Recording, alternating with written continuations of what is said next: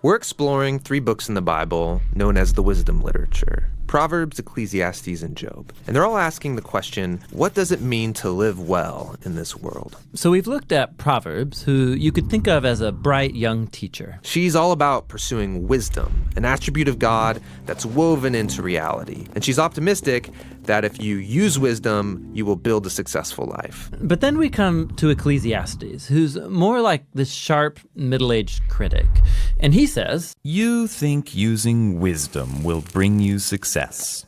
You'd better think again, because life here under the sun is meaningless." And that's a phrase he uses a lot in this book. But to understand this book, we have to realize first that we're hearing 2 voices. So first there's the teacher, and we've been calling him the critic. He's the main voice in the book. But he is introduced to us by another figure, the author.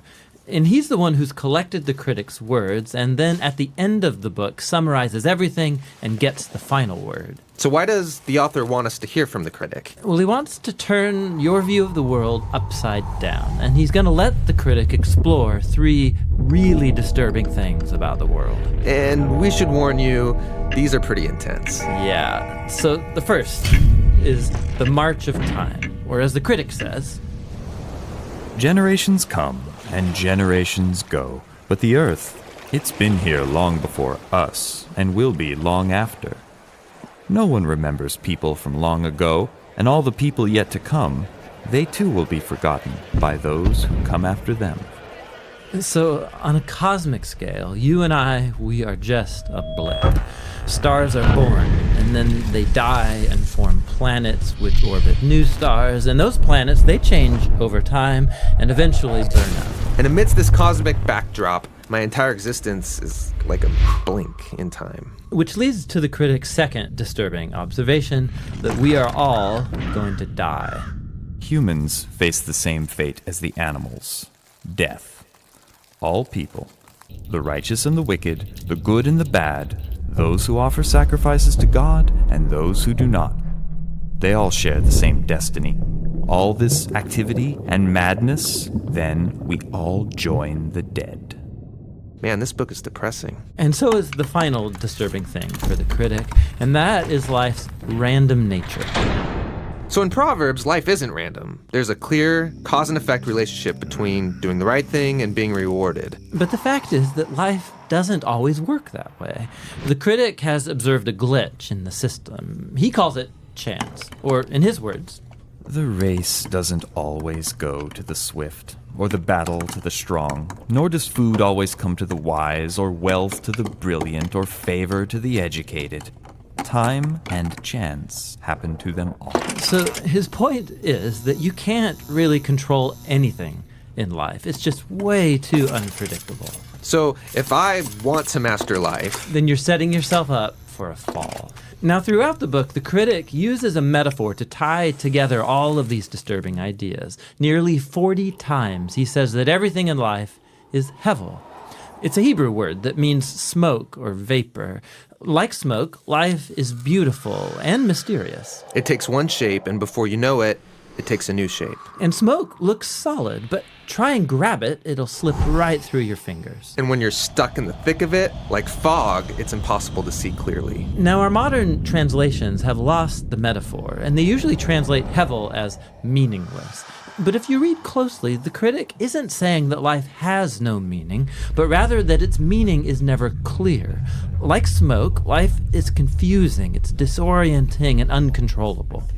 So what are we supposed to do with all of it? Well, surprisingly, the critic first of all acknowledges the perspective of Proverbs. He says it's a really good idea to learn wisdom and to live in the fear of the Lord. Really? I mean, he just said that doesn't guarantee success. But he knows it's the right thing to do. But secondly, and more often, he says that since you can't control your life, you should stop trying. Learn to hold things with an open hand, because you really only have control over one thing, and that's your attitude towards the present moment. Stop worrying, he says, and choose to enjoy a good conversation with a friend, or the sun on your face, or a good meal with people that you care about. The simple things in life. Yes, and both the good things and the bad, because both are rich gifts from God. And that's the surprising wisdom of Ecclesiastes. Listening to the critic is painful and can lead you into some dark places. And that's why the author speaks up at the end of the book. He doesn't want you to lose hope. He wants to make you humble into someone who trusts that life has meaning even when you can't make sense of it, that one day God will clear the hevel and bring his justice on all that we've done. And so he tells us that the proper response to all of this is to fear the Lord and keep his commandments. And that's the book of Ecclesiastes. Now, there's one more voice in the Bible's wisdom literature, and that's the book of Job.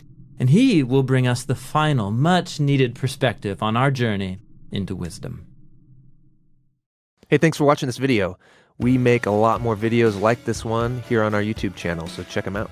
We believe the Bible is a unified story that leads to Jesus and has wisdom to offer the modern world. So we're making videos that explore all the books of the Bible, their main ideas and their unique design. We're also making videos about key themes that run through the whole biblical story. There's a lot more videos and series planned. And all of these Bible Project resources are possible because of your support. You can make a one-time gift, or you can become part of our growing monthly supporter team. And the goal is to make this whole video library available for free to anyone, anywhere. You can join us by going to jointhebibleproject.com. Download full resolution versions of these videos, posters, study guides. It's all for free there.